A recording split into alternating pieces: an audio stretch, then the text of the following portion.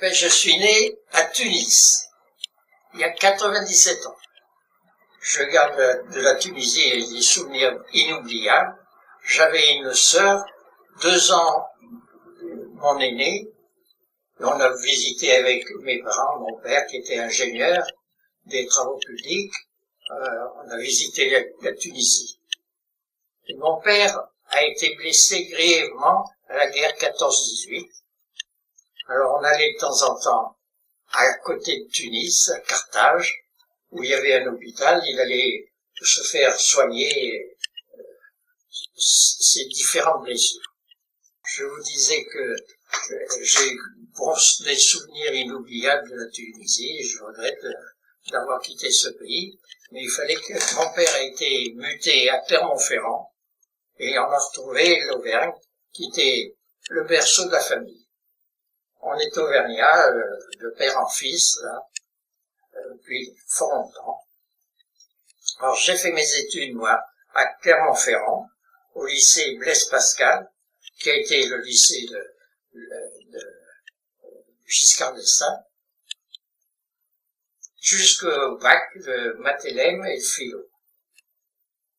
Et je suis parti à Grenoble faire des études d'électrochimie, d'électrométéorologie. Alors là, à Grenoble, il y avait 3 ans d'études dures, avec beaucoup de travaux pratiques. Et j'ai fait de la PMS. Vous savez ce que c'est que la PMS? Pas du tout. La préparation militaire supérieure.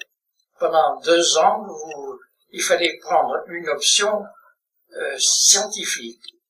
J'ai pris l'artillerie pour faire du cheval, et au bout de 2 ans, vous êtes reçu ou vous n'êtes pas reçu. Hein. Ouais. Alors, au bout de 2 ans, je suis allé faire mon service militaire à Avord, où il y avait une école d'élèves officiers. Et là, pendant 6 mois, pendant un hiver terriblement froid, on a fait de l'exercice militaire, bien sûr, du commandement. Et après, à la fin des 6 mois, suivant votre rang de sortie, il y avait un grand tableau et avec les affectations possibles. Et sur ces affectations, moi j'ai choisi Marrakech. Marrakech, il y avait une escadre et j'ai été muté à Marrakech avec le grade d'aspirant. Et pendant nos études d'aspirant, là, il y avait un dénommé Cassel. Je vous cite ça, mais je ne sais pas si vous le regarderez. Cassel, ça s'écrivait K-A-C-E-W. Quand il a passé l'examen pour le sortie, il y avait le capitaine,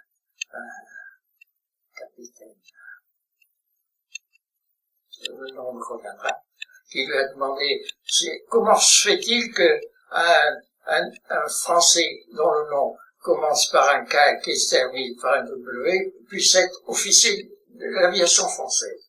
Si finalement il a été simplement, il est sorti avec le grade de sergent-chef. Mais il a fait une très belle guerre dans l'armée de Gaulle, et c'est lui qui est devenu Robin-Garry.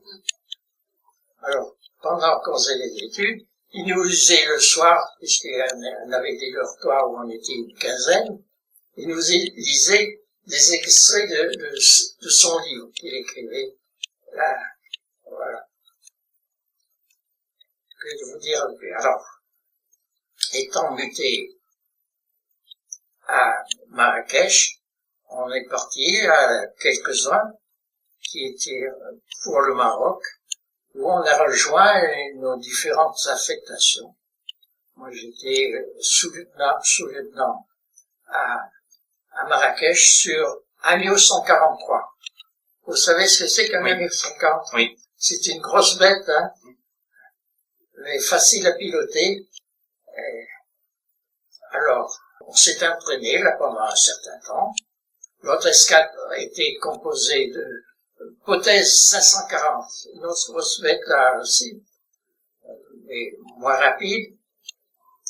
Et alors, le 3 septembre 1939, ça a été la déclaration de guerre. On est parti avec nos amis au 143 à Oran. Oran a un terrain d'aviation sur la Secra, c'est-à-dire un lac salé, sans eau, bien sûr. Et les avions sont restés là. Chaque jour, on avait un objectif, mais on n'a pas bougé d'Oran. Et quand on est reparti d'Oran, pour rejoindre de nouveau Marrakech, là, les avions ne voulaient plus marcher. Ils avaient tellement ingurgité de sable salé qu'ils ne voulaient plus marcher. Et quand on est arrivé à Marrakech, on était affecté sur Douglas DB7. C'est un bimoteur. Et on s'est entraîné sur bimoteur pendant un certain temps. Et on a touché des Glenn Martin. Et Glenn Martin. Moi, j'ai été muté à Casbatadla, à l'école de pilotage. J'étais observateur. J'étais breveté observateur. Mais on a voulu que je sois pilote.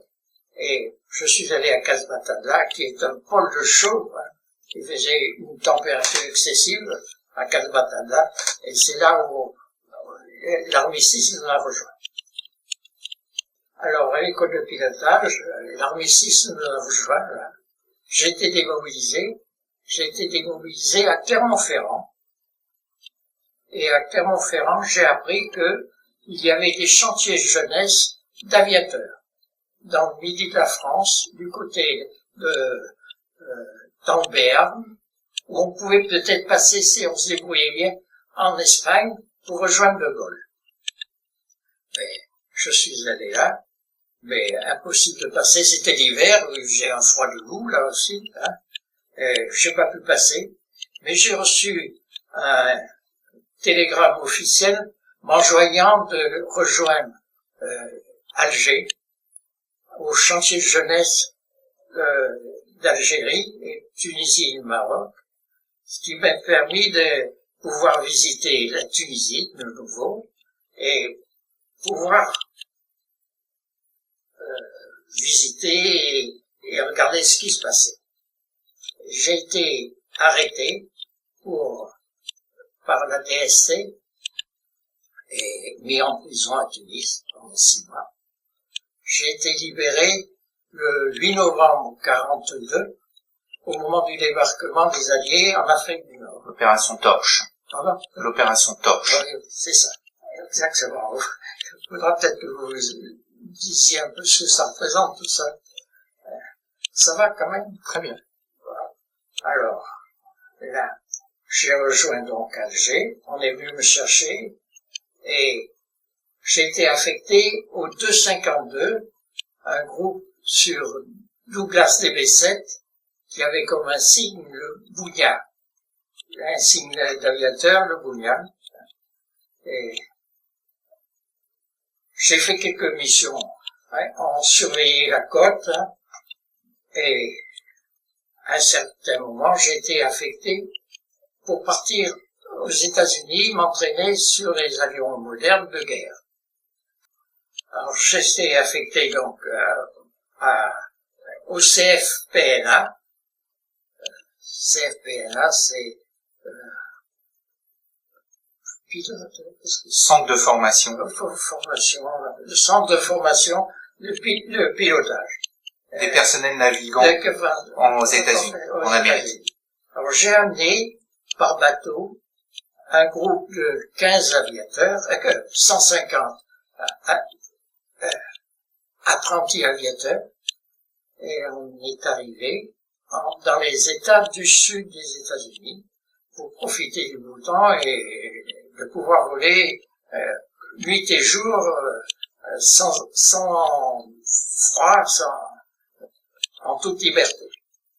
Alors, j'ai fait on a commencé à Tuscaloosa. C'est une ville d'étudiants de l'Alabama. Là, on restait environ 3 mois à s'entraîner sur les avions. C'était le Stearman, PT-17 et PT-19. Alors, après 3 mois, si vous étiez apte, il y avait beaucoup d'hécatombes au pilotage, et ceux qui n'avaient pas la possibilité de faire du pilotage, ils partaient dans d'autres formations, soit comme navigateurs, s'ils étaient officiers, soit comme mitrailleurs ou mécaniciens. Après 3 mois, après chaque passage dans les bases, on arrivait au bout de 10 mois à peu près sur les avions de guerre, dont le Marauder. Là, le Marauder, c'était l'avion mythique. J'ai eu un grave accident, pas moi, mais mon mécanicien a été tué à bord de mon avion. C'est un drame, ça. Je n'ose pas en parler. Vous savez, ce garçon de 20 ans. Et je vais vous dire un petit mot quand même sur son accident. On était à Biskra à l'entraînement, Biskra en Algérie. Et les mécaniciens officiels de l'avion sur lequel on volait m'ont demandé si je pouvais l'amener. C'était lui qui était responsable de l'avion. Je lui ai dit, si vous êtes apte à voler, oui, vous pouvez monter. Il a pris la place de mitrailleur. Alors, au moment où on essaye les armes, il avait pris la place de mitrailleur au sabord. Le sabord, c'est les mitrailleuses qui sont sur latéral. Et mon mécanicien officiel de mon équipage était mitrailleur de queue. Et le mitrailleur qui était le mécanicien de l'avion a lâché une rafale à l'intérieur la mitrailleuse s'est rabattue à l'intérieur et a découpé des parcelles d'aluminium qui sont allées se ficher chacun dans les fesses de mon pauvre mitrailleur, qui avait 20 ans. Alors je téléphone à la tour de contrôle en disant que j'avais un blessé à bord, et ce sont des officiers de la RAF qui étaient mobilisés à l'hôpital de Biskra. Et quand j'ai annoncé que le garçon avait été blessé, ils ont eu l'air très inquiets. J'allais le voir tous les jours. Et là, l'hôpital était tenu par les chirurgiens de Constantine. Et j'ai vu ce pauvre garçon ouvert depuis le sternum jusqu'en bas, tous ses intestins à l'extérieur.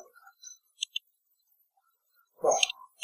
Et puis, alors, on est resté quelques jours. J'allais le voir tous les jours, ça allait bien.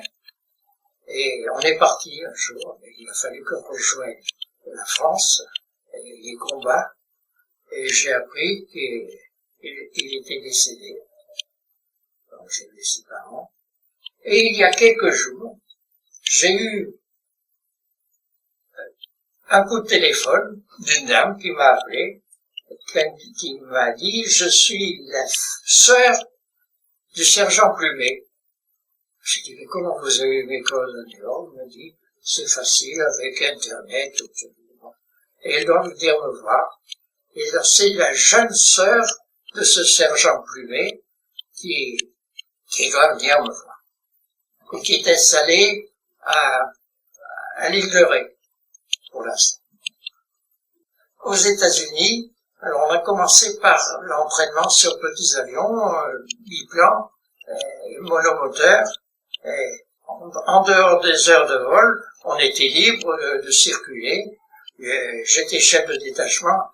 Je vous dis que 150 garçons libres dans les États-Unis, ça fait des dégâts, quelquefois. Et il faut les tenir bien comme il faut. Et chacun avait une histoire à raconter ou à faire, en plus. Bon, ça s'est passé. Mais sur les 150, j'en ai ramené que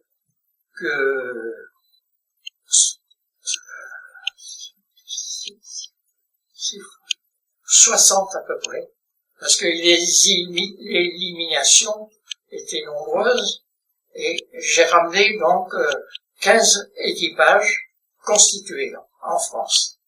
C'est là où ils se sont répartis entre les différents groupes qui ont fait des missions sur la France, sur l'Allemagne, sur les poches de l'Atlantique.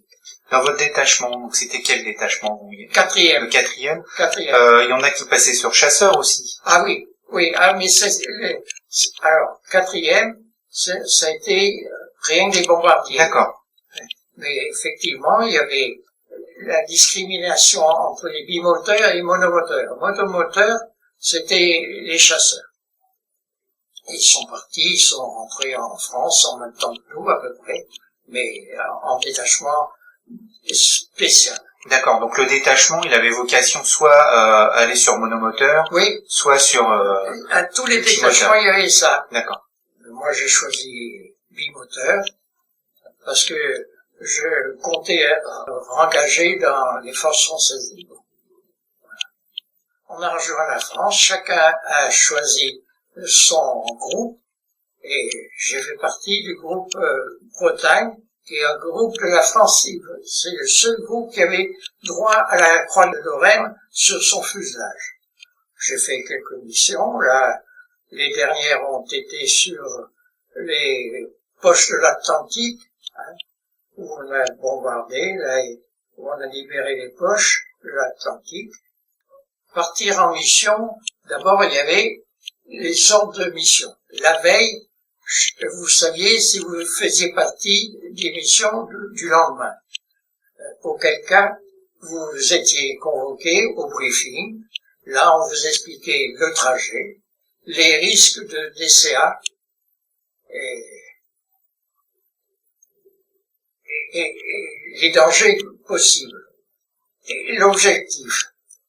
Alors, nos camarades qui étaient chefs, leaders, ils venaient nous réveiller la nuit, ils disaient, demain matin, on a une mission terrible. Ah bon, on acceptait très bien toutes ces missions. Voilà. Que vous dire de plus, là? Le déroulement de la mission, le briefing du matin. Le briefing du matin. Alors, le briefing, le briefing du matin, vous saviez l'objectif et le nombre de canons qui vous attendaient. Alors, c'est un peu stressant, tant que vous n'êtes pas dans l'action, vous êtes un peu stressé, mais dès que vous êtes dans l'avion, parce qu'il fallait attendre certaines heures pour déclencher l'opération, là, l'attente était un peu pénible. Mais dès que vous étiez dans l'avion, dans l'action, vous ne sentiez plus le danger, pas du tout. Voilà. Alors, pour l'opération de bombardement, il y avait un moment crucial, c'est où vous êtes en dehors des temps, vous êtes aux ordres du bombardier puisque vous suiviez le PDI, c'est-à-dire le pilote qui vous indiquait la direction à suivre, et là il fallait plus bouger du tout, il fallait maintenir l'avion horizontal de façon à ce que les bombes tombent normalement. Il y a des fois où c'était très difficile de tenir le cap, parce que la dernière mission, sans savoir que c'était la dernière mission, on avait attaqué un dépôt de munitions allemand. Et au moment où on attaquait l'objectif, les déflagrations, on avait tellement bien bombardé que les déflagrations a fait que tout le flight a été dispersé. Et là, j'ai un résumé de cette mission. Et si vous voulez, je vous passerai le bouquin à la condition qu'on vous le rendiez. Hein. Bien sûr. Voilà. Alors, quand on arrivait sur l'objectif, on voyait les éclats noirs, et dès que vous entendiez les éclats, c'est que vous aviez des éclats dans votre avion. Et je me demandais pourquoi, au moment où vous lâchiez les bombes, il n'y avait plus du tout de DCA. J'ai demandé à un jeune ingénieur des Sceaux, qui était malgré lui, puisque il était de Strasbourg, pourquoi ça se passait comme ça. Il m'a dit parce que dès qu'on entendait les bombes ouvrir la trappe, on se mettait tout de suite dans les abris et on tirait plus. Alors on avait toujours une cible de rechange, par exemple sur Schweinfurt. Schweinfurt, c'est la seule ville qu'on ait bombardée à l'intérieur, parce qu'on était des bombardiers de précision. On avait des objectifs comme des ponts, des voies ferrées, des gares, mais jamais de ville, sauf à Schweinfurt, qui était l'endroit où on fabriquait des roulements à billes. Alors on a attaqué Schweinfurt, et là, évidemment, il y avait une grosse DCA, et on a essayé de s'en sortir le mieux possible. J'ai été démobilisé, et j'ai pris ma vie civile. J'étais ingénieur électrochimiste, électrométallurgiste. Je n'ai pas en fait exercé mon métier véritable. Je suis rentré chez Esso, dans les pétroles. Alors, ce qui m'a permis quand même de voyager pas mal, et surtout au Sahara. J'ai beaucoup visité le Sahara pour des raisons professionnelles et pour visiter le Sahara avec ma femme. J'ai fait partie d'une société qui utilisait 3 avions, des tripasseurs, vous voyez. Alors on a pu, avec ma femme, parcourir le Sahara.